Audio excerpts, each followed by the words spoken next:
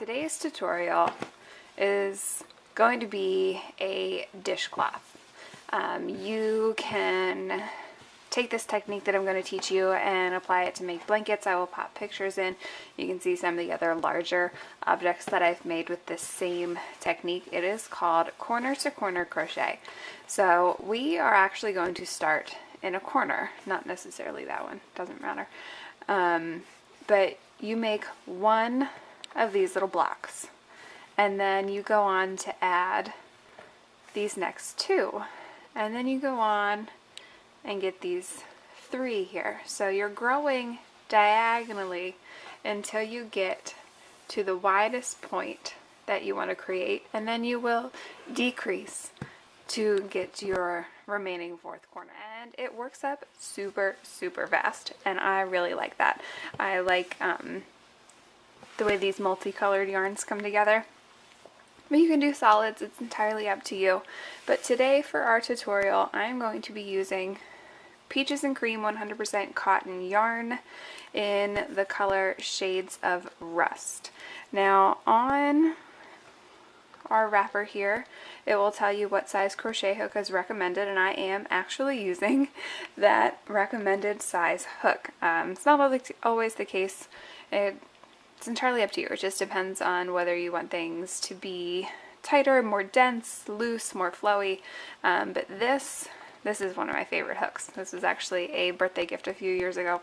It is a Furls Candy Shop crochet hook. Some type of polymer resin, I think, is what this is made of. I love it. The handle's really nice for your grip. If you want to spring and spin the cash on a hook like this, I highly recommend them. I will link them down below if you care to check them out. First thing we're going to do is take the end of our yarn. Let me set this down. And we're going to create a slip knot.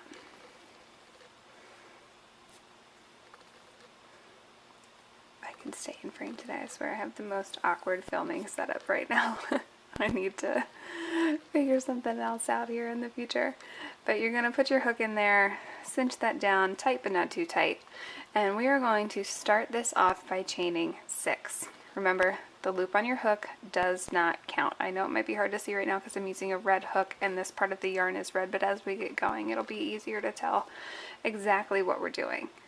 So there's 1.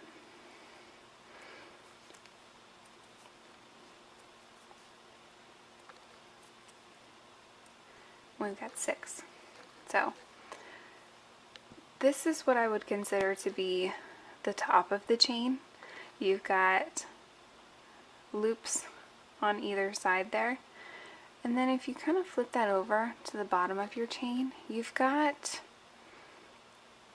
I think of them as lizard scales, but bumps along the back of your chain. Those are the loops that we're going to be working into after we do the chain 6 part of this pattern. It might be a little tricky if you're not used to it, but I promise you, you'll get the hang of it in no time. So we're going to double crochet into the 4th stitch from the hook. So that would be 1, 2, 3, 4, and then you've got 2 remaining. Just for visual purposes, I tend to count from the end here rather than this way, and I go 1, 2, 3 because I know that I'm going to need 3 double crochets. It's just, once you get the hang of it, you've been crocheting for a while, you know what I mean. So we're going to yarn over for our double crochet and find that little lizard scale in the back and put our hook through, yarn over, pull through. You've got 3 loops on your hook, yarn over, pull through 2, yarn over, pull through 2 more. And we're going to do 2 more double crochets here.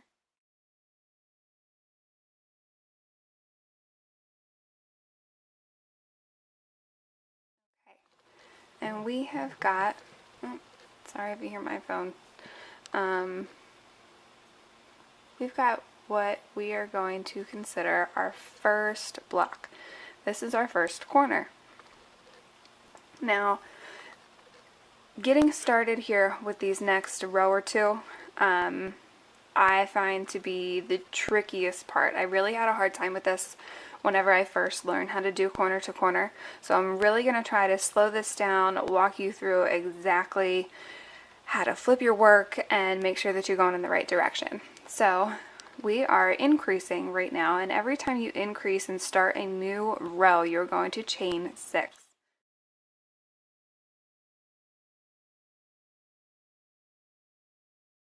Got our chains there, and again, just like last time, we're working into those lizard scale bumps on the back of our chain. If you find that to be too difficult, it's really not an issue. If you want to work into another part of the chain, I will leave that up to you. I just find that this looks better in the end.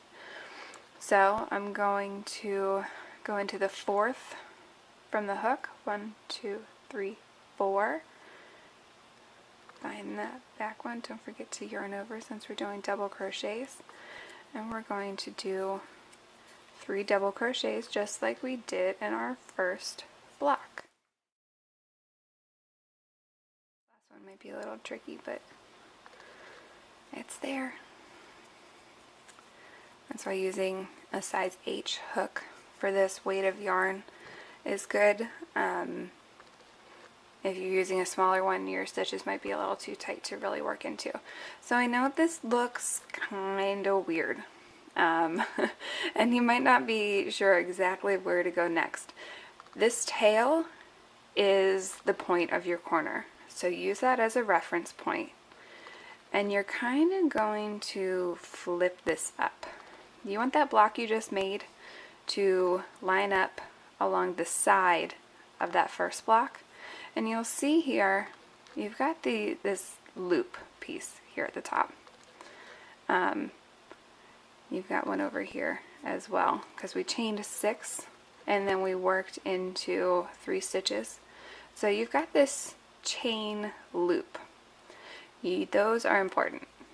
So things kind of look like this after we got that second block going. Kind of flip that up so that it's beside your second block. Go into that chain space and we're going to slip stitch. That's just pull your yarn through, pull it through again, no yarn overs, nothing fancy. Just that's going to lock us into place so that now our first 2 blocks are side by side. So now in any remaining blocks on each of your rows, you're going to chain 3.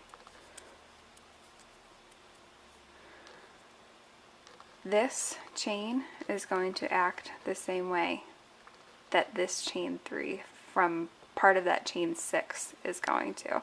So then into that chain space on our first block that we made, we are going to do 3 double crochets.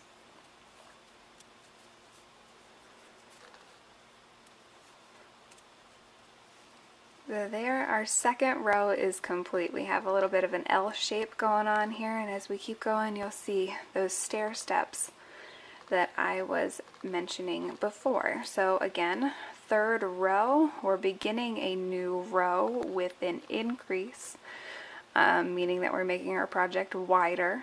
Things will get a little bit different as we decrease and make each row smaller to get back to the last point, but I will show you that in a little bit. So remember, starting a new block, we're going to chain 6.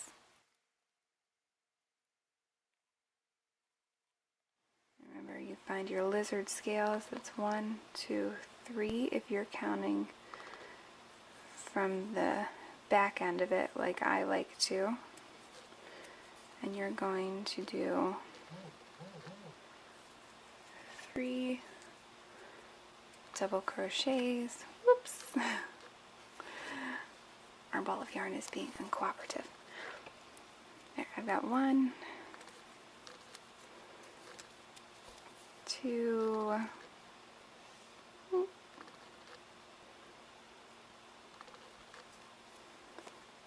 and our last one.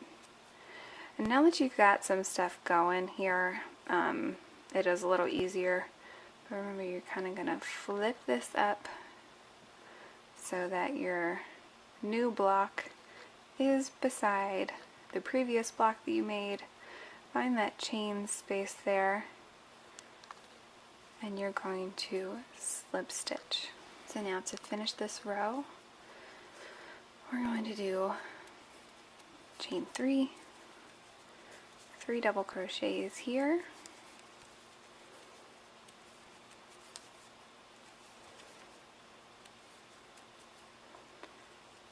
we're going to slip stitch again into that next block, another chain 3, and 3 more double crochets. So all of your blocks are going to be pretty much the same except for the beginning one in each row. That's going to start off with the chain 6. But now we have our third row complete, and that has 3 blocks. So each row as you go has that same number of blocks in it. So our fourth is going to have one here, here, here, and here on the end. So I'm going to continue this along until I have it as wide as I want to make it. And this dishcloth in particular, the way I did mine is 13 rows. So the widest point does have 13 diagonally. The width and the height both have 13 blocks. So once you get to that absolute widest point, however large you wish to make your square, then I will meet you back here and show you what to do next. You can see here we have a nice triangle. Now I wish my table was a little larger and my tripod was a little taller in order for you to be able to see everything in frame all at once. We've got this zigzag edge going here, and I've got 13 rows, 13 wide by 13 tall. So we're up here at this corner here. Up here at this corner here. Here, here, here. And we've got our hook in there. Now, instead of increasing and chaining 6, because we are no longer making this any wider, you're actually going to flip your work over to the other side, and in the tops of these double crochets we are going to slip stitch until we get back into this chain space right here. So the first one might be a little hard with that your working yarn being in the way, but if you get your hook in there, pull it through, and then pull it through again, get into that next double crochet, through and through, third double crochet through and through, and then into the chain space.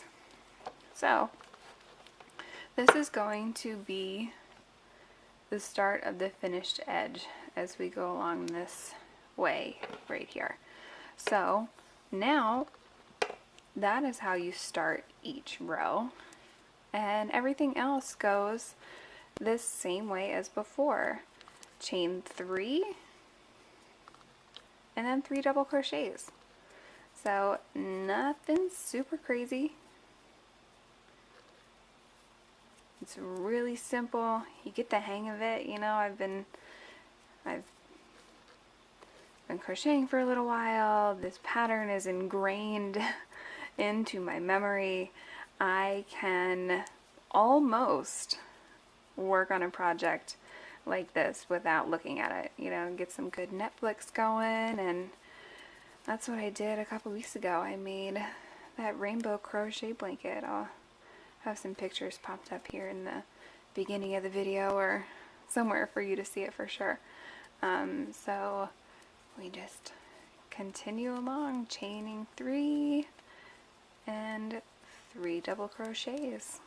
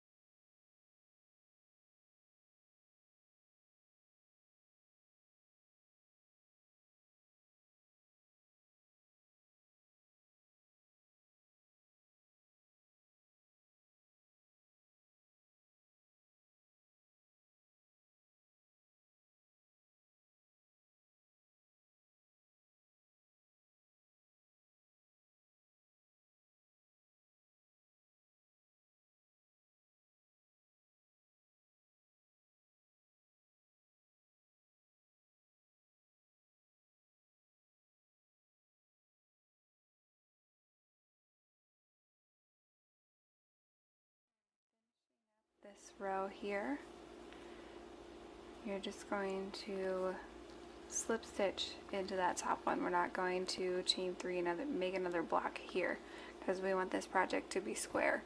If for any reason you want your project to be a rectangle like I've done with baby blankets, you can, you know, stop increasing on one side but still.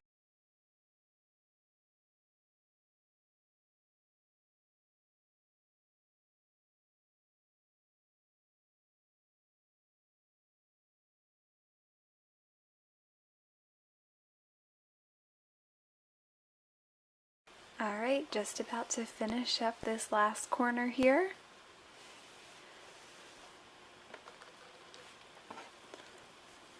You flip your work. We're going to slip stitch into the top of each of those double crochets and then one more time into the chain space. So you have 4 slip stitches,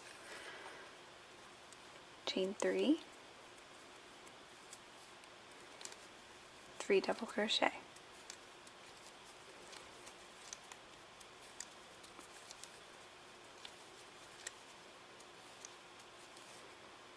Slip stitch into the chain space of that next block beside us.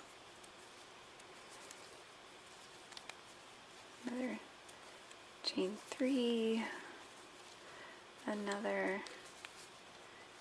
3 double crochets, slip stitch. I'm gonna flip this over again, slip stitch across 4 times,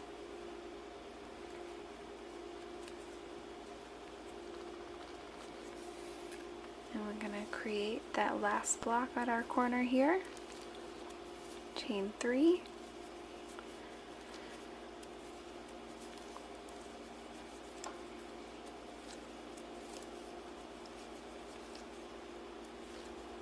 three double crochets, and a slip stitch. Now you could just finish it off right there, but that bothers me a little bit, so I like to do those 4 slip stitches again so that the tail of my yarn ends at the actual point of the corner.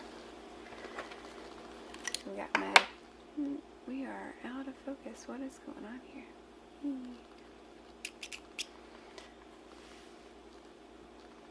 But cut off 3 to 4 inch tail. Get those guys out of the way. I'll show you the remaining yarn from that ball.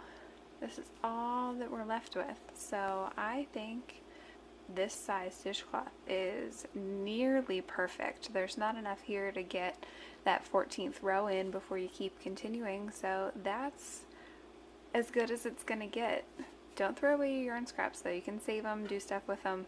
I'm gonna get my blog up and running soon, and I will make sure that is included. So we've cut off that yarn tail. To finish this off, to keep it super secure rather than just pulling that loop up, I'm actually going to slip stitch. So pull that loop through and then really give that a good tug. Now it's knotted in there. It's not coming undone no matter what you do, because this is a dishcloth, you know?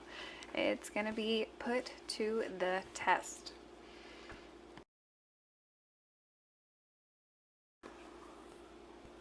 We've got tails at our starting and our ending point. I'm gonna pull out a needle here and darn tripod. I've got a new needle threader. Lost my other one. Got this fancy one. I think it's pretty cute. Found it at Hobby Lobby. If I can find it online, I will link it below. But basically the same thing, but it's closed here on the end rather than having a little hook like my other one, which I kind of preferred, but this one's cute. So put your needle on there, put your yarn through that hole, and well, ow, pull that through. So we've got that on there. Each corner is going to be slightly different as far as the way that I sew my tails in. This is the corner that we ended on. So I'm going to take that yarn that's on my needle, go down through the top of that last double crochet, and just kind of go through the stitch itself until you come out at the bottom. And then you see, there we go, you've got the loops from the bottom of your double crochets that are connected to that chain space. I like to go under all of those loops.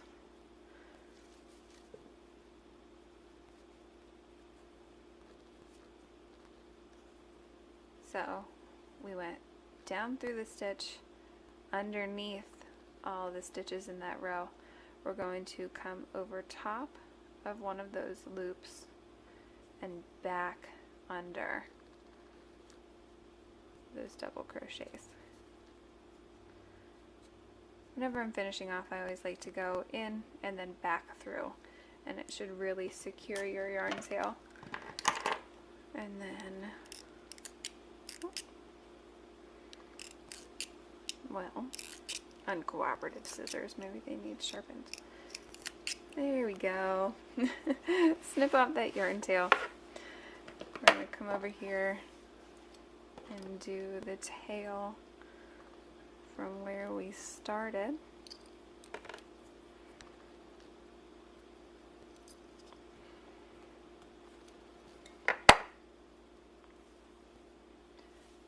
And this one,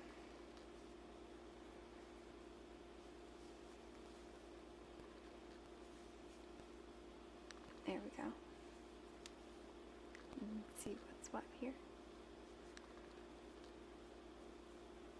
I'm actually going to weave it up and down through the side of that first block. It's actually, that was part of our very first chain 6, because I like to find a point where I can go under and back through the loops here like this. You see those white stitches? I'm going to go under those,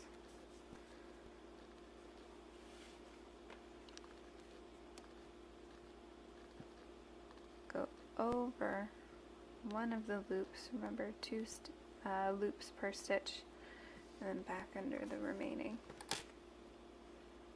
Just tug on that a little bit so that everything is nice and secure. And you've made a dishcloth. Keep in mind, this yarn I would wash with like colors the first time or two, because these are going to bleed a little bit. As you wash this, this white will turn into a reddish tan. So keep that in mind so you don't ruin any of your white towels.